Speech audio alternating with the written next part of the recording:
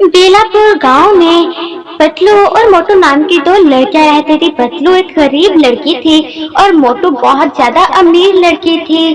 पतलू के पिता की फ्रूट्स की रेहड़ी थी, वो फ्रूट्स बेचकर ही अपनी जिंदगी का गुजर बसर करता था, जबकि मोटू का पिता बहुत बड़ा बिजनेसमैन था। मोटू और पतलू दोनों की शादी तय हो चुकी थी और दोनों की जल्दी शादी होने वाली थी। अरे बेटा, मैं आज दोपहर को खाना खाने नहीं आऊंगा, तुम अपना खाना ही बनाना। लेकिन अब्बू जान, मैं अपना खाना ही क्यों बनाऊं? आप खाना क्यों नहीं खाने आएंगे? मेरी प्यारी बेटी, कुछ दिनों में तुम्हारी शादी है, लहंगा लेना है, चूड़ियां लेनी है, मेहंदी लेनी है, मेकअप का सामान लेना है, तुम्हारे लिए जहेज भी बनाना है, बहुत सारा खर्चा लगेगा। थोड़े थोड़े पैसे बचाऊंगा तभी तो तुम्हारी शादी कर पाऊंगा। नहीं अब्बू जान, मुझे कुछ नहीं चाहिए, आप खाना खाने आइएगा। नहीं, बल्कि मैं ही आपकी तरफ खाना लाऊंगी। घर में अकेले होने की वजह से पतलू बोर होने लगती है और पार्क की तरफ जाने लगती है। लेकिन जब वो पार्क जाती है तो क्या देखती है कि मोटू अपनी सहेली इमली के साथ वहाँ पर मौजूद थी। मोटू उसे देखकर नाक चढ़ा लेती है और पतलू के पास आकर कहती है, जहाँ भी देखो ये पतलू नजर आती है, मुझे तो लगता है मुझे फॉलो करती है और कॉपी भी करती है। एक आंख अच्छी नहीं लगती मुझे ये। अरे और फ्रूट्स वाले की बेटी, मुझे बताओ तो आजकल प्याज के क्या भाव चल रहे हैं? ये कैसा सवाल पूछ रही हो तुम मुझसे मोटू? अरे तेवर तो देखो इस पतलू के, तुम मुझे इतना फॉलो क्यों करती हो? मेरा रिश्ता तय हुआ, तुमने भी अपना रिश्ता तय करा दिया, और तो जिस दिन मेरी शादी है उसी दिन ही तुम्हारी शादी है। ये सब कुछ इत्तेफाक का हुआ, मैंने कुछ नहीं किया। ओ जानती हूँ, तुम्हारा मंगेतर तो बहुत गरीब है, जाओ यहाँ से तुम। धीरे धीरे समय गुजरता है और पतलू की शादी हो जाती है। पतलू अपने पति के घर आ जाती है। पतलू का पति वीर था, जो कि बहुत सुंदर लड़का था, और दूसरी तरफ मोटू भी दुल्हन बनकर अपने पिया घर आ जाती है। मोटू बहुत ज्यादा सुंदर लग रही थी और वो बहुत ज्यादा खुद पर फख्र कर रही थी। मेरा शादी का जोड़ा तो लाखों का है। मुझे मेरी सहेलियां बता रही थी कि पतलू ने तो 1000 वाला जोड़ा ही पहना हुआ था। शादी के एक हफ्ते बाद ही मोटू की सास मोटू के पास आती है और उसे कहती है, देख बहू, मुझे पोते की बड़ी ख्वाहिश है, मैं चाहती हूँ तो मुझे जल्दी से पोता दे दे, बस अगले महीने मुझे खुशखबरी देना तुम। मोटू अपनी सास की यह बात सुनकर शर्मा जाती है और सर को झुका जाती है। दूसरी तरफ वीर पतलू का बहुत ज्यादा ख्याल रख रहा था। धीरे धीरे समय गुजरने लगता है और फिर एक दिन, वीर जी आने वाले होंगे, मैं खाना बना लेती हूँ जाकर। अरे ये क्या, यहाँ पर तो नमक ही नहीं है, मैं सालन में क्या डालूंगी? मैं अभी जाकर नमक लाती हूँ, मुझे जाना चाहिए। वो नमक लाने जा ही रही थी कि रास्ते में उसे मोटू मिल जाती है।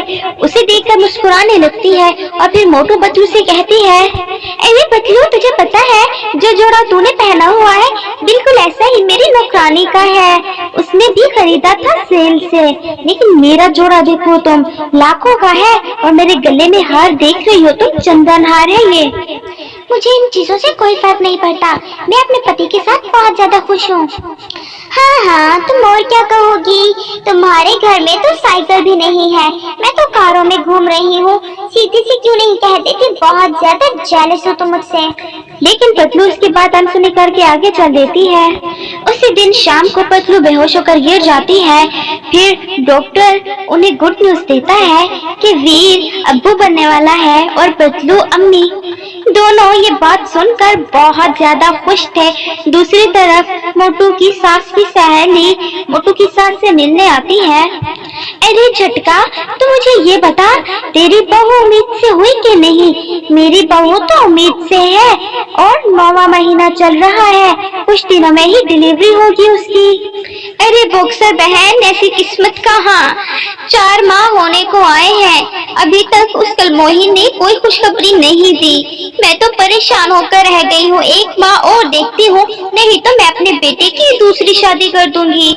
शाम को जब मोटू का पति जॉन घर आता है और क्या देखता है, मोटू बहुत ज्यादा गुस्से में थी।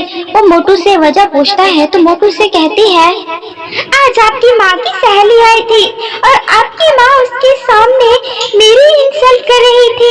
बताइए इसे मेरा क्या कसूर, अगर मेरी गोद सुनी है तो। अब ऐसा भी क्या कह दिया माँ ने कि तुम इतना ज्यादा गुस्से में हो? उन्होंने कहा कि मैं बांझ हूँ, मुझे कभी औलाद नहीं होगी और वो आपकी दूसरी शादी कर देंगी। हाँ, तो इसमें क्या गलत बात की है उन्होंने? सच ही तो कह रही हैं, 4 माह होने को आए हैं, अभी तक तुमने कोई खुशखबरी ही नहीं दी। मैं तो तंग कर चुका हूँ, सारा दिन खाती रहती हो और मोटी होती रहती हो। अपना वजन देखो कितना मोटी हो गई हो, मेरी बड़ी बहन लगती हो। मैं तो शादी करके ही पछता रहा हूँ तुमसे। धीरे धीरे समय गुजरता है और पतलू का 9वां महीना चल रहा था और फिर दूसरे ही दिन पतलू एक चांद सी बेटी को जन्म देती है जो कि बहुत सुंदर थी। अरे वीर जी देखिए ना, ये बहुत ज्यादा रो रही है, मैं इसे कैसे चुप कराऊं, मैं बहुत परेशान हो रही हूँ। अरे पतलू कितनी भोली हो तुम, वो रो नहीं रही, उसे भूख लगी है, उसे दूध दो तुम। वीर खुशी की वजह से सारे घर को सजाता है। इसके बाद धीरे धीरे समय पंख लगा के गुजरता है। अब पतलू की बेटी 6 साल की हो चुकी थी। वो बहुत ज्यादा सुंदर थी और बहुत ज्यादा समझदार थी।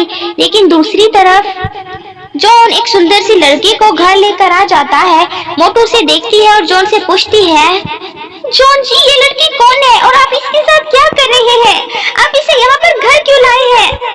मोटू तमीज से बात करो, ये मेरी बीवी है, मैंने इसे शादी कर ली है। अब मुझे तुम्हारी कोई जरूरत नहीं, मैं तुम्हें आजाद करता हूँ और अभी इसी वक्त मेरे घर से निकल जाओ तुम। मामा कल मेरा एडमिशन होगा स्कूल में, मैंने बुक्स, यूनिफॉर्म, बैग लेना है, चलो ना मामा। ठीक है पिंकी बेटी, हम अभी चलते हैं, मैं जरा अपना पर्स लेकर आती हूँ। रास्ते में जब पतलू और इमली जा रहे थे तो उसे मोटू मिल जाती है। मोटू पतलू को देखकर पहचान लेती है। अरे मोटू तुम यहाँ क्या कर रही हो? तुम्हारा घर तो डिफेंस में है ना? ये देखो ये मेरी बेटी है। बेटा अपनी आंटी को सलाम करो। सलाम आंटी, कैसी है आप? मैंने आज से पहले आपको कभी नहीं देखा। लेकिन मोटू बहुत ज्यादा रोने लगती है और कहती है, मोटू सारी कहानी पतलू को सुनाती है, उससे माफी मांगती है और पतलू मोटू को माफ कर देती है और दोनों